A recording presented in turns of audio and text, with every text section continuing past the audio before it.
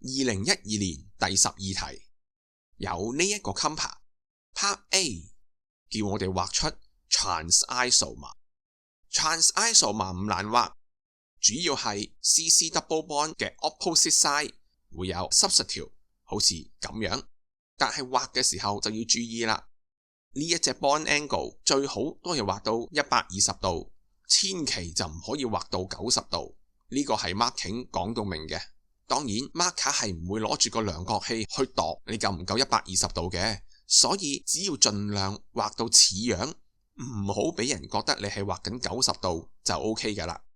B 對於呢一隻 cinnamaldehyde 嚟講，點解 ethyl ethanoate 係一個 better solvent than water？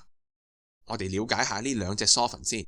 ethyl ethanoate 係一個 non-polar solvent， 而水呢當然係 polar 啦。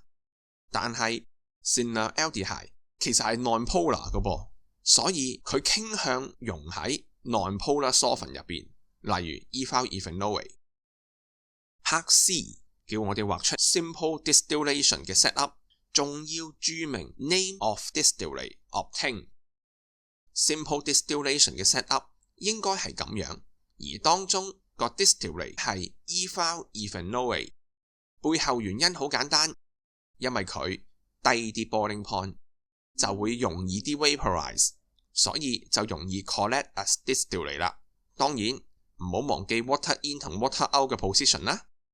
Part D 希望我哋完成呢一個 conversion， 左手邊係 CC double bond aldehyde， 右手邊係 carboxylic acid。 既然 CC double bond 唔見咗，咁就一定係 hydrogenation H2 palladium 嘅 catalyst。 做完之後 CC double bond 唔見咗，但係 marking 係接受另外一個答案嘅，就係連 aldehyde 都被 reduce 變成 primary alcohol。呢一個唔難理解，因為 hydrogen 本身係一個 reducing agent。如果忘記咗嘅話，不妨諗翻 Hit the metal ore with hydrogen 嗰課書。hydrogen 可以 reduce metal oxide into metal。